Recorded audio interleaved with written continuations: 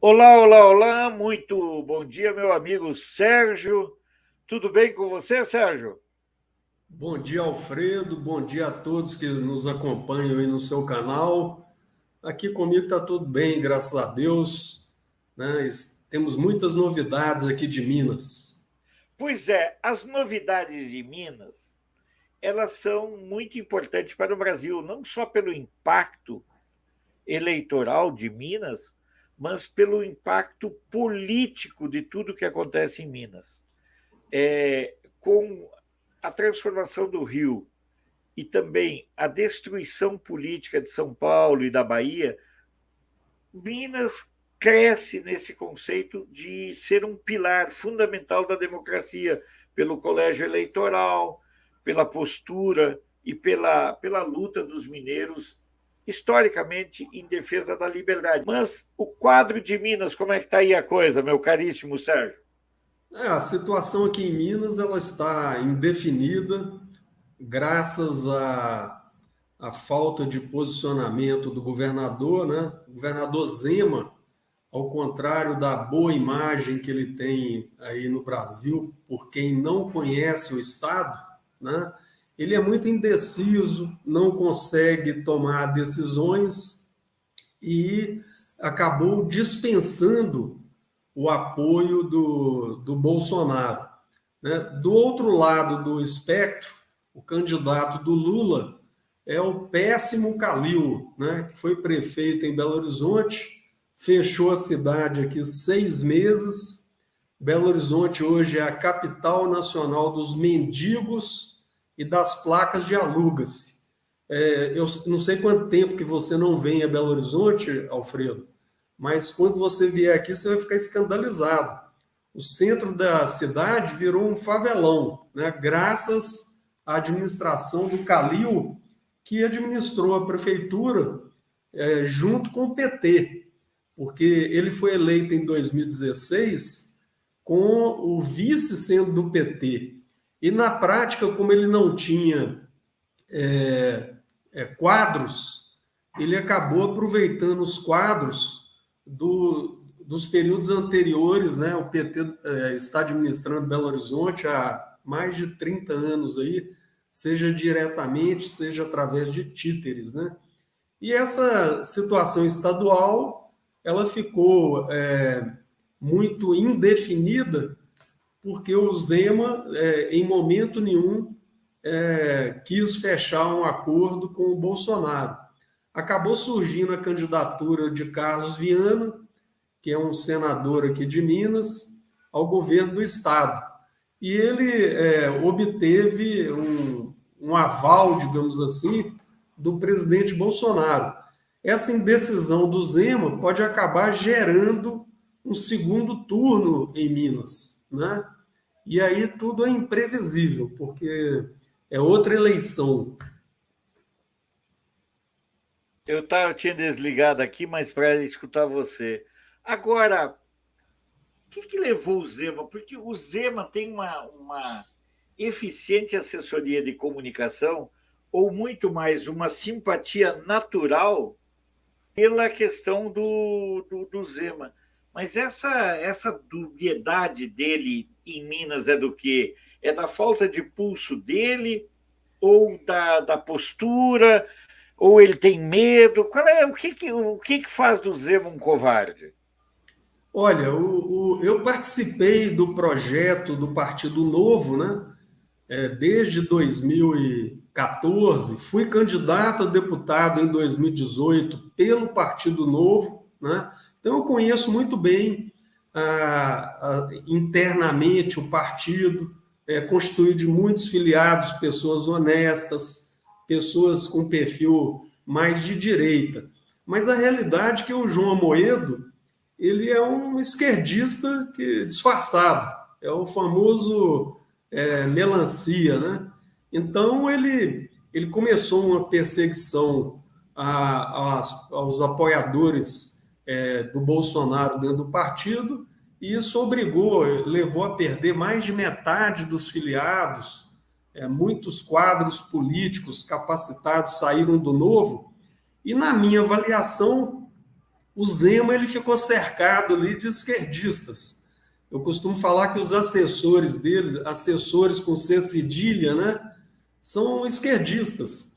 E eles ficam convencendo o governador de que, se ele apoiar o Bolsonaro, ele vai perder o apoio dos petistas e tudo mais. Isso aí vem desde a posse do Zema. O Zema, ele basicamente fez mais ou menos o que o Calil fez na prefeitura. Ele governou com os quadros do PT e do PSDB. Se você pegar o governo de Minas, você tem muito pouca gente do Partido Novo dentro do governo. Agora, no quadro eleitoral aí no estado, vocês têm algum levantamento? Eu não confio em pesquisas, mas só como parâmetro. Olha, eu acho que o Zema, não devido a seus méritos próprios, mas devido à ruindade do Calil, né, que é uma figura... infelizmente, o Brasil não conhece o Calil, né, porque quem conhece o Calil não vota nele, né?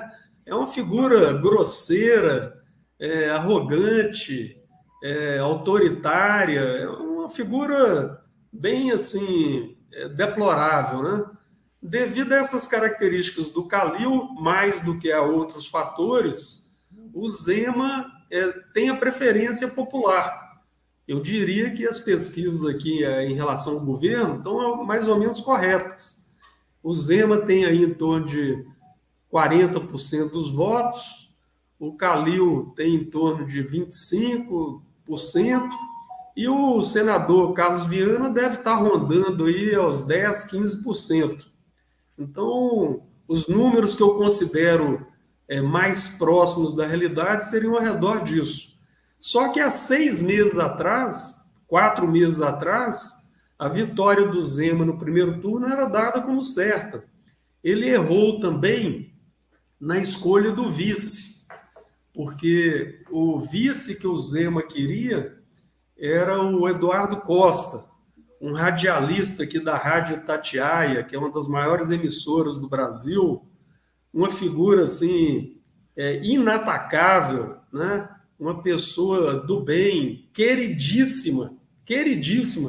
O Alfredo, eu encontrei com o Eduardo Costa, que ia ser o vice do Zema, num casamento.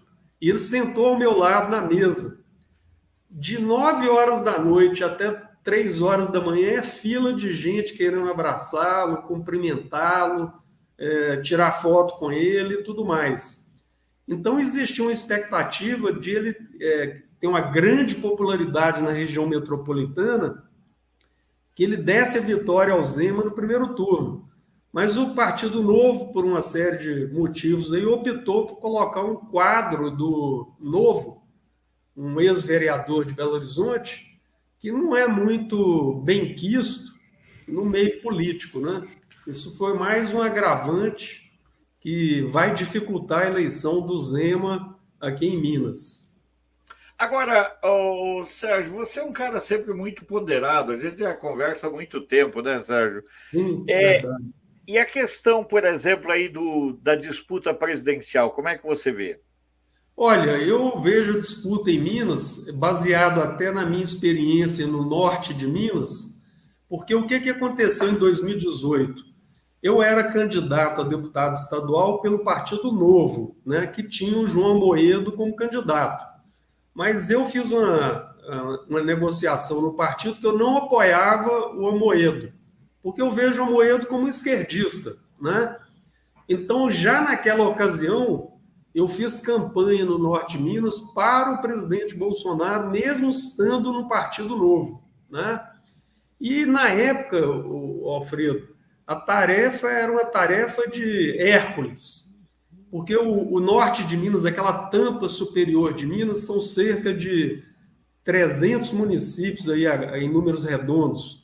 O presidente conseguiu ganhar em 3 no primeiro turno. Caraca! Essa região em 2014, contra o Aécio, veja bem, contra o Aécio Neves, que foi governador de Minas, a Dilma teve 80% da votação.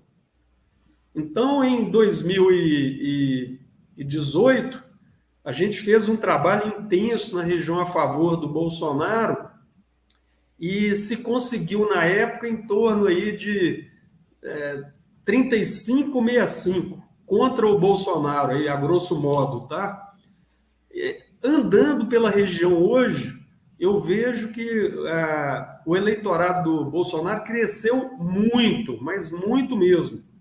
Eu diria que hoje, naquela região, o Bolsonaro tem até uma leve vantagem sobre o petista e ex-presidiário Lula, né?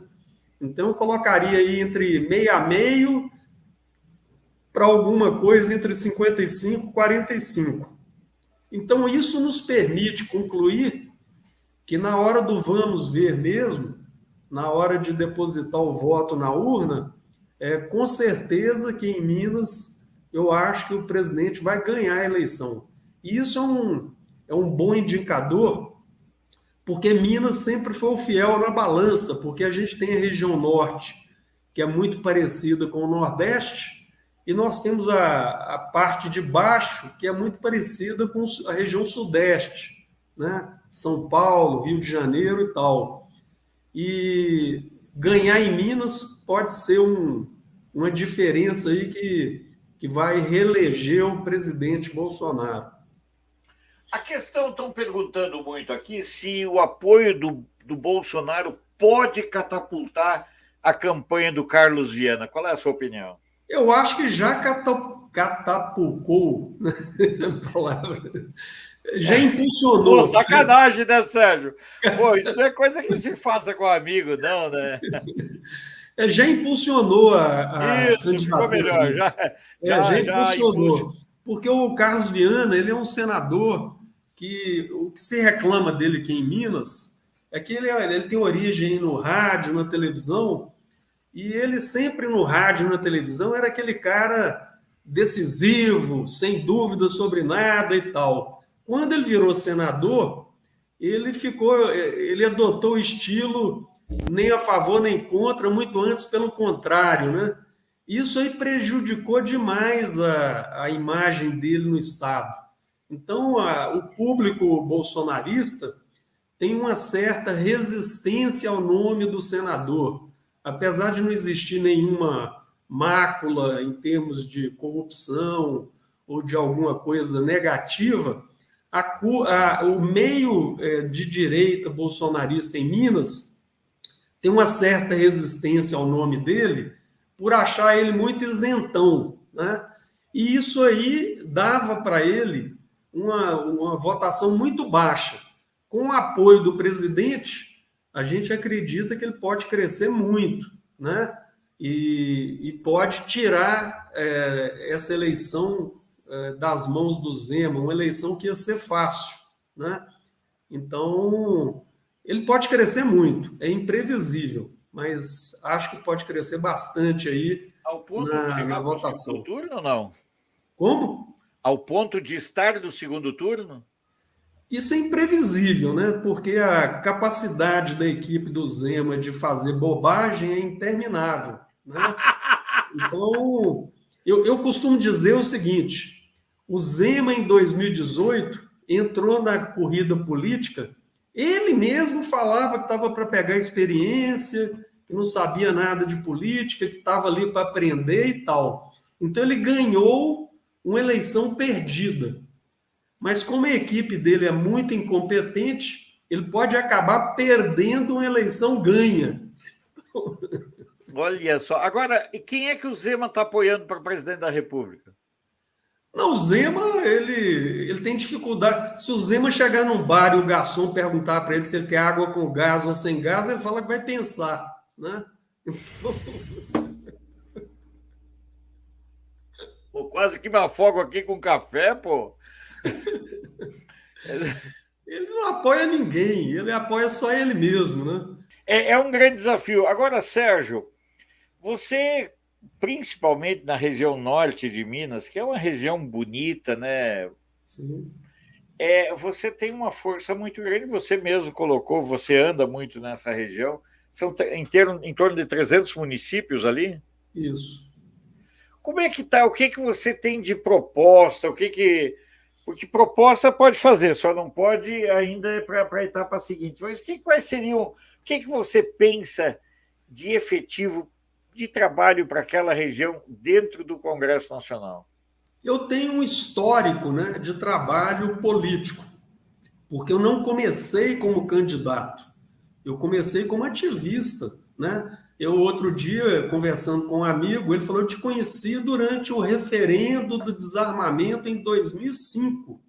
Porque o que acontecia naquele referendo do desarmamento, que foi uma das primeiras medidas que o Lula colocou, foi justamente acabar com o comércio de armas, né? Você ia na Rádio Itatiaia, aqui em Belo Horizonte, que atinge o estado inteiro, para falar a favor do desarmamento, tinham 100 pessoas, né, querendo lá, artistas e tal, fazendo campanha contra o desarmamento. Na fila do outro lado, para falar contra o desarmamento da população, tinham 3 pessoas aqui em Belo Horizonte. Era eu, a Elaine Matosinhos e um cabo que chamava Cabo Júlio.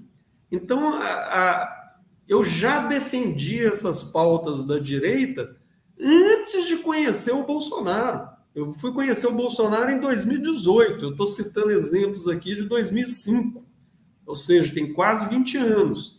Então, eu sou um ativista de direita. Eu defendo a simplificação tributária, redução do tamanho do Estado, privatização, combate incessante à burocracia, né, que tanto atrapalha o cidadão, porque quando a gente fala de combate à burocracia, a pessoa pensa que é só no aspecto da empresa. Não, o cidadão no Brasil é sufocado na hora de tirar a carteira de motorista, vai tirar uma carteira de motorista, parece que ele está tirando um brevet para dirigir avião, de tanta exigência. Então, essa burocracia, ela massacra o cidadão. Nessa área do trânsito, dá para falar em 1 hora sobre o tanto de burocracia, o tanto de marmelada que se tem nessa área específica. Então, a gente tem uma atividade já de muitos anos com essas pautas de direita. A gente sempre fala, dinheiro no Estado tem. Agora, por que o dinheiro não aparece? Porque esse dinheiro é mal gasto e uma parte dele é desviada. Na medida que nós tenhamos deputados com uma visão parecida com a minha, né, no sentido de combater o desperdício, combater a corrupção, combater os gastos desnecessários, o dinheiro que existe vai aparecer para o cidadão que necessita do serviço do Estado. Sérgio, é inacreditável, porque a gente ainda tem que enfrentar certos discursos contraditórios, né? Um deles é, por exemplo, para quem não sabe, a maior imobiliária do país é o governo. E o pior, quando o Zema assumiu o governo aqui, eu fiz parte da equipe de transição. A quantidade de imóveis que o Estado, e quando eu falo Estado, é o Estado de Minas, é o Estado brasileiro, né, a nível federal, estadual e municipal. Eu não estou falando Estado de Minas apenas. A quantidade de imóveis que esses entes têm, que estão abandonados, invadidos, largados aí a Deus dará, é uma coisa assim extremamente absurda, né? O Estado é a maior imobiliária que existe, talvez, no mundo, não é no Brasil, não. No Brasil é disparado. E muitos desses imóveis abandonados e os estados, né, nos 3 níveis, aí, pagando aluguel. Então, ao mesmo tempo que a maior imobiliária, também é o maior pagador de aluguel que tem no mundo, né? Então, é um absurdo, Alfredo. Se a gente falar o tanto de absurdo que acontece nos governos, é fantástico. Outro dia eu vi uma entrevista do Salim Matar, que foi nomeado pelo Bolsonaro secretário nacional de desestatização lá em 2018, E ele falou que quando chegou lá em Brasília, né, ele é um empresário extremamente bem-sucedido, falaram para ele que o Estado brasileiro, né, possuía 150, eu estou falando em números redondos aqui, É. 150 estatais, né? Aí ele falou que ótimo e tal, e começou a apurar. Quando ele terminou a apuração, ele descobriu que tinha mais de 600. Ou seja, você imagina, são 600 diretorias, 600 conselhos de administração, 600 isso. É um gasto, assim, absurdo e sem controle, né? Porque essas estatais, elas são apropriadas pelos políticos para depredar a empresa, para roubar na cara dura. Essa que é a realidade, né? Então, isso tudo tem que ser privatizado, tem que ser... o Estado tem que diminuir de tamanho para que ele consiga executar as tarefas para as quais ele foi criado. Do jeito que o Estado está aí, o Estado, e não é só no Brasil, na América Latina de um modo geral, ele é um mal desnecessário. Ele só causa prejuízos à sociedade, né? Não consegue fornecer os serviços e custa caro. É a pior situação que pode existir. Imagina você mora num condomínio, né, um prédio, e o condomínio leva todo o seu salário e não tem portaria, não tem limpeza, não serve para nada, não tem segurança, e você sendo extorquido ali numa grande parte do seu salário mensalmente, né? Agora, essa situação, Sérgio, ela é patética e reveladora, né? Porque você, para fazer uma estatal, criar uma empresa pública, basta um decreto do governo. Vou criar aqui a Empresa Nacional do Cuspe à Distância. Pronto, está criado. Agora, para privatizar essa empresa, é um Deus nos acuda. A história do trem-bala, né? Exatamente. Eu digo que o Estado, né, volta a insistir, Estado, nível estadual, federal, municipal, ele é um câncer. Ele vai tomando, vai crescendo cada vez mais. Para você combater esse câncer, é a maior dificuldade. É o STF que não deixa, é a justiça que impede e tal, né? Então, o Estado ele é um ente que está destinado ao fracasso na configuração atual. Nós nos tornamos praticamente um Estado socialista, né, que está sufocando a sociedade, né? Está sufocando a sociedade. Alguém comentou aí sobre o trem-bala. O trem-bala nunca foi construído, nunca fez nada, mas já levou centenas de milhões de reais de gastos e me parece que tem lá coisa de 400, 500 funcionários que ficam lá sem fazer nada, mas que custam um imposto de quem está aí fazendo um comentário, né? Uma parte do imposto dele está servindo para sustentar essa parasitagem lá nessa empresa do trem-bala lá de São Paulo, Rio de Janeiro. Não, é brincadeira, porque você não consegue desmantelar. A reforma administrativa parou porque chegou no momento lá das comissões, o poder do lobby. Na verdade, as corporações ocuparam o Estado, né? Fala. O Estado, nós precisamos estatizar o Estado, né? Aparentemente é uma contradição, mas não é.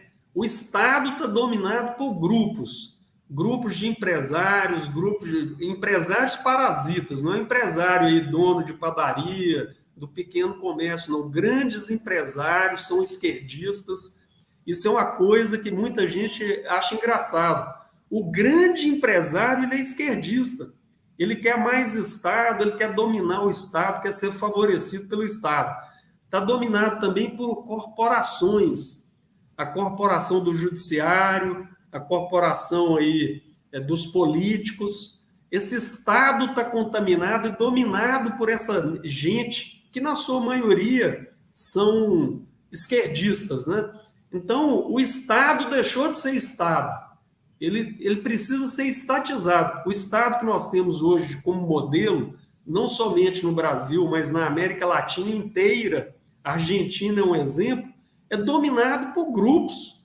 A população sendo escorchada, cada dia com a renda menor, pagando mais impostos, serviços cada vez piores, e eles só falam em aumentar imposto, aumentar o Estado, abrir mais órgãos, mais estatais e tudo mais. Então, é um quadro que precisa de ser entendido pelo eleitor e esse eleitor precisa escolher candidatos, quando for votar, que tenham esse perfil de ser contra o sistema. Se você cair na conversa aí e votar num candidato pró-sistema, você vai ser mais escorchado ainda. Ei, Sérgio, inclusive, eu me lembro que quando eu te entrevistei, quando eu fiz uma live contigo, você era candidato a prefeito de Nova Lima, nós conversamos muito sobre essa questão, e eu já tinha essa visão. A base de qualquer economia do país é a micro, pequena e média empresa, porque hoje você tem aí mais de 72% da geração de emprego, quem gera é aquilo que você fala. Empresário, para mim, é o dono aqui da mercearia da minha quadra, o Íris, que ele acorda, ele trabalha com a família de segunda a sábado, das 8 da manhã às 8 da noite, está lá ele, a esposa, os filhos, gera 4 ou 5 empregos, e está uma empresa lá há mais de 20 anos, entendeu? Esse, para mim, é um empresário, é o dono da padaria, é o dono, mesmo o dono do boteco é empresário. Eu tenho, com todo respeito aos grandes empresários, mas eu tenho muito mais respeito ao dono do boteco do que da Magalu lá, da dona da Magalu. Porque o dono do boteco... Eu vou além de você. Eu não tenho nenhum respeito por empresário parasita de grande porte, nenhum. Acho que no fundo, são até criminosos que atacam a nossa pátria, vendem a mãe e entregam, né? São poucos empresários aí. Eu estou falando de grandes empresários, gente. É de bilhão, com B, né? Não estou falando de dono de padaria, dono daquela construtora ali que faz um prédiozinho. Não, estou falando dos grandes empresários. São parasitas do Estado. Se você pegar hoje os grandes bilionários do Brasil, né, pega aí os 5 maiores, você vai ver que com perfil de direita, eu só me recordo aqui, você pode até me ajudar se eu esquecer alguém, de 2. É o Luciano Hang e o Matar. Você lembra de mais algum aí que seja de direita? Nem entre os 10 maiores, nem entre os Acho que nem entre os 30 maiores. Se você pegar esses pilantras aí do mercado financeiro, então, aí, meu amigo, todo mundo quer Lula. Eles são contra o Pix, são contra os bancos digitais, eles querem voltar àquele paraíso que só existia no Brasil, Alfredo. Viver de tarifa, né? Você, para ter uma conta bancária, você tinha que pagar 70, 80 reais por mês, o que dá aí R$ 1.000 por ano, para você ter o direito de colocar seu dinheiro no banco. Chega a ser ridículo isso. O cara, Sérgio, você pagar para o cara usar teu dinheiro. Exatamente, é isso aí. Esses parasitas aí do mercado financeiro, eles estão ansiosos pela volta do Lula, porque eles querem voltar a esse paraíso de ganhar bilhões, com B, sem fazer nada. Sem fazer absolutamente nada. O Haddad não reclamou da privatização da telefonia, dizendo que era bom no tempo em que o serviço era estatal e público? O debate Alfredo, lá contra o Tarcísio? Nós somos aí uma geração mais velha. Se você pegar imposto de renda meu aí de 30, 40 anos atrás, eu declarava telefone no imposto de renda, porque era um patrimônio. Hoje, qualquer um aí, você vai na obra aqui do lado de onde eu moro, cada pedreiro, servente, tem 2, 3 celulares. Né? E olha, eu vou dizer uma coisa, celulares talvez até modelos até mais modernos do que os nossos, hein? Exatamente. Então, a privatização, ela só prejudica os parasitas, né? Parasita que está lá ganhando dinheiro sem fazer nada é prejudicado, não tenha dúvida. Eles são contra a privatização. O resto...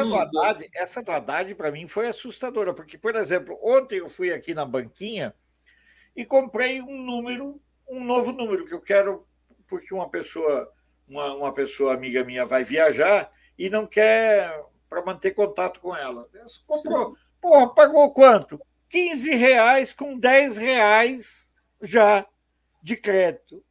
Então, olha só como é que é a situação. O José Luiz Falcão fez um comentário aí que os empresários que trabalham com o Estado são corruptores. Eu vou discordar um pouquinho, José Luiz Falcão. Eles fazem parte de um sistema, porque é verdade que eles são extorquidos pelo gestor público, né? pelo político. O político entrega o serviço do Estado para eles a troco de propina. Então, existe uma extorsão junto com a vontade de pagar propina. Se junta a fome com a vontade de comer. Exatamente. Os dois são bandidos, né? Então, esse tipo de empresário aí, você falar em privatização com ele, ele tem até urticária, né? Então, o eleitor, o cidadão, precisa entender o jogo. Porque se ele não entender o jogo que está sendo jogado no Brasil, ele vai fazer besteira na hora de votar. Como eu disse aí anteriormente, eu conheci o Bolsonaro em 2018, né? E eu não tinha uma boa imagem dele naquela ocasião, porque ele era apresentado como corporativista, estatizante e tudo mais. Mas quando eu o conheci pessoalmente e virei seguidor dele, né, o que eu observei? Que ele é um cara contra o sistema. Contra o sistema. Se depender do Bolsonaro, ele põe fogo nesse sistema aí. Por isso que eles estão revoltadíssimos com ele. Eu costumo dizer que atrás de cada revoltado com o Bolsonaro tem uma teta aí do Estado, né? Uma teta lá que secou, né? Artistas, empresários aí interessados em tarifas e tudo mais. Então, por isso que eu sou um apoiador incondicional do Bolsonaro. Agora, Sérgio, a conversa contigo sempre flui muito, porque você é um cara muito culto, eu gosto de conversar contigo, e até porque é preciso que as pessoas tenham noção. Por exemplo, o que é o Estado? Por exemplo, digamos que você tem um banco, o José Luiz Falcão é dono de um banco.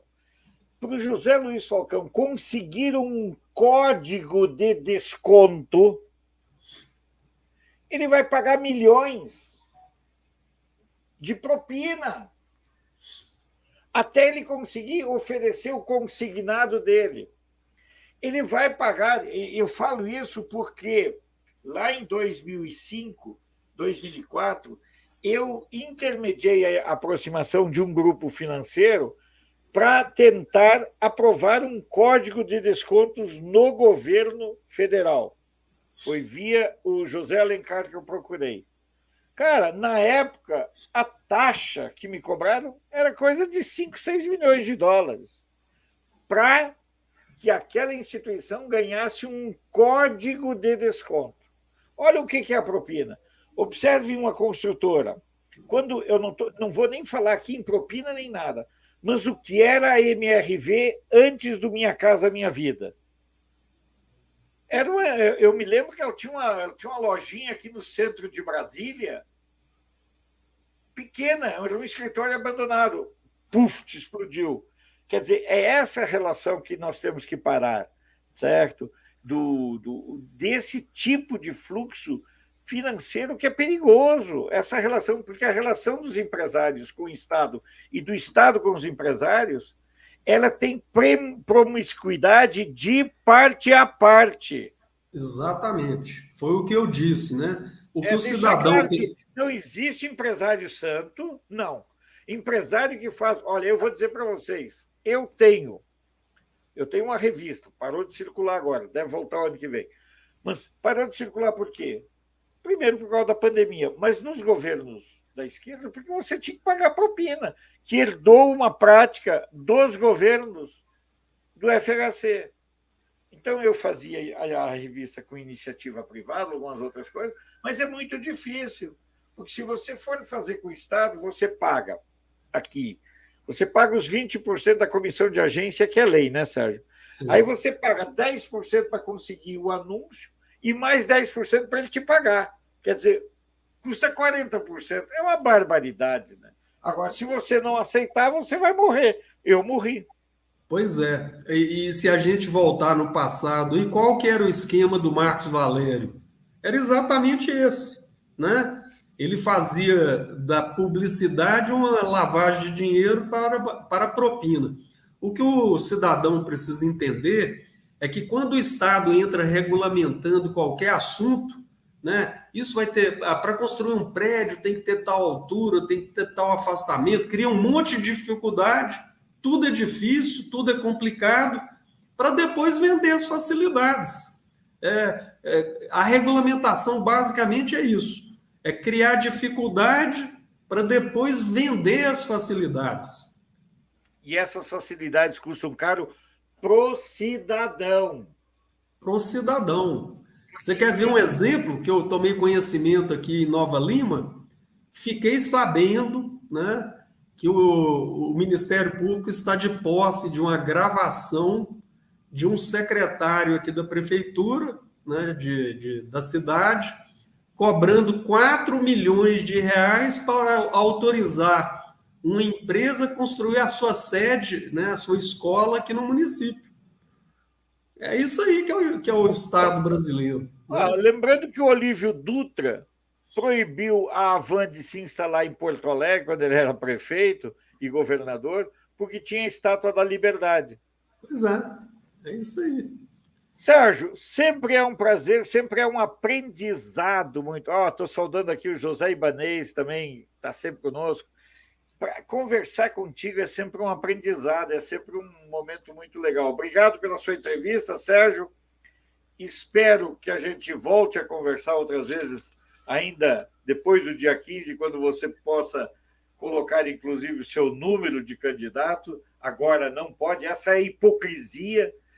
Pode, mas não pode. Né? Na verdade, então, na dúvida, não vá. Sim. Segundo o doutor Paulo Goiás, já pode fazer o número, mas não pode pedir votos.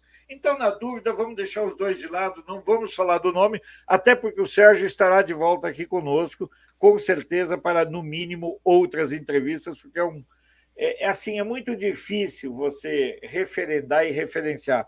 Mas, assim, cada entrevista com o Sérgio é sempre uma oportunidade de aprendizado e é sempre uma oportunidade de você ver que existem, sim, políticos honestos. Não entre nessa esparrela de dizer que política é coisa de gente suja. Não, não faça isso. Não terceirize sua cidadania. Pesquise os antecedentes do seu candidato. Está aí, o Sérgio. Olha, eu, em 2005, estava na campanha contra o desarmamento. Então, você vê, é preciso dar uma olhada onde surgem os traíras. Os traíras surgem ali, no momento. Entendeu? Quando ele chega seduzindo você. Porque, Sérgio, falar a verdade é uma coisa complicada, porque nós, seres humanos, somos, claro, predispostos à facilidade. Ninguém quer acordar de madrugada e trabalhar, mas quer, a hora que chegar na hora do café, tá ali prontinho, omelete prontinha, tapioca, sabe? Então, mas para chegar até esse ponto é uma grande cruzada. Bom, eu quero agradecer o convite, eu quero lembrar que eu publico aqui no canal de Brasília, semanalmente. Eu estou afastado agora por causa do período eleitoral, então tem vídeos meus aqui no canal. Quem não é seguidor do canal de Brasília, se inscreva aqui no canal. E vou fazer um pedido aí para vocês. Eu tenho o meu próprio canal no YouTube, que é novo. Está em meu nome, Sérgio Americano Mendes. Eu estou precisando lá de mais 100 seguidores. E vocês me darão uma grande alegria se eu conseguir 100 seguidores hoje. Então entre lá, Sérgio Americano Mendes, e me siga. E obviamente aqui no canal de Brasília também. Aqui eu publicava, né, semanalmente. Lá eu publico todos os dias. E estamos junto, Alfredo. Obrigado pelo convite. Um abraço a todos. Eu vou colocar aqui no ar, na tela aí no canto, porque eu sou inscrito, e não sou inscrito agora, não. Nós temos que fazer com que o canal do Sérgio alcance os 1.000 inscritos para ele poder fazer, inclusive, lives externas. certo? Exatamente. Então, ele está nesse momento com 859 inscritos.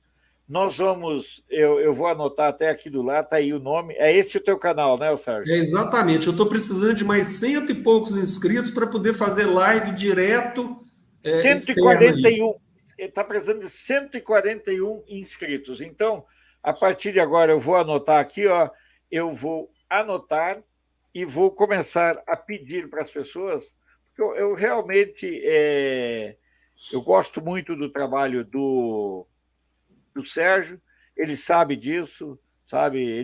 Ele sabe que eu não estou falando isso apenas para encher linguiça, mas sabe que eu tenho um carinho, um respeito muito grande pelo trabalho dele, e eu vou colocar, inclusive, aqui embaixo, para as pessoas se inscreverem, porque está aqui, ó, Sérgio, vou colocar aqui, ó, está aí, ó, para você se inscrever, porque eu acho que nós temos que fortalecer os canais que são conservadores, que são canais que têm um ponto de vista extremamente convergente e que possam fortalecer a pauta conservadora. Porque a pauta conservadora, Sérgio, só para encerrar, ela não pode se restringir a uma pauta eleitoral. Esse é outro momento claro. A pauta conservadora é uma pauta de construção continuada. Sim. E é isso que eu tento mostrar. E é legal a gente ver pessoas, por exemplo, aqui hoje tem a Estela de Manaus, o José Luiz, que é do Rio Grande do Sul, Eni Bonfante de Santa Catarina, entendeu? Ela quer pedir o canal da Sâmia, vou colocar aqui também o link do canal da Sâmia, vou colocar também. YouTube, canal da Sâmia, também sou inscrito no canal. Sérgio, eu sou inscrito em 400 e poucos canais, mas assim, eu penso que você se inscrever em canal não tira pedaço de ninguém. Não. Porra, pelo amor de Deus, você se inscrever em canal das pessoas é uma questão muito óbvia. Então, canal da Sâmia 100 está aqui também. Vamos ver aí se já aumentou, estava 859. Vamos ver. Ó, já estamos com 886, Sérgio. Opa, que beleza! Eu fico muito grato e eu digo o seguinte: se inscrevam lá antes que ele seja caçado, porque Não, mas não. eles não gostam, as big techs não gostam de escutar a verdade, né? Então, aproveitem enquanto é tempo. Sérgio, eu, inclusive, digo sempre o seguinte, que nós temos que estar inscritos e fortalecendo o máximo de canais. Porque, por exemplo, cancela o canal do Sérgio, tem o canal da Belinha Opressora, cancela da Belinha, tem o da Sâmia, cancela da Sâmia, tem o do Alfredo, cancela do Alfredo, tem o da Casa News, sabe? Então, nós temos que criar um pool de canais para fortalecer. Então, é legal ver, Sérgio, que aqui já chegou a 886. Logo nós vamos. Eu acredito que até o fim do dia nós teremos ainda live das 6, das 7, das 8 e das 9h15. Nós teremos a possibilidade, Sérgio, de chegarmos a 1.000 inscritos ainda durante o dia. Tá bom, meu irmão? Um abraço para todos aí. Muito obrigado pelo apoio. A gente, na política a gasolina que move a gente é o apoio, né? Então, quando as pessoas se inscrevem no nosso canal, dão uma curtida, compartilham, a gente se sente renovado para ir para a guerra.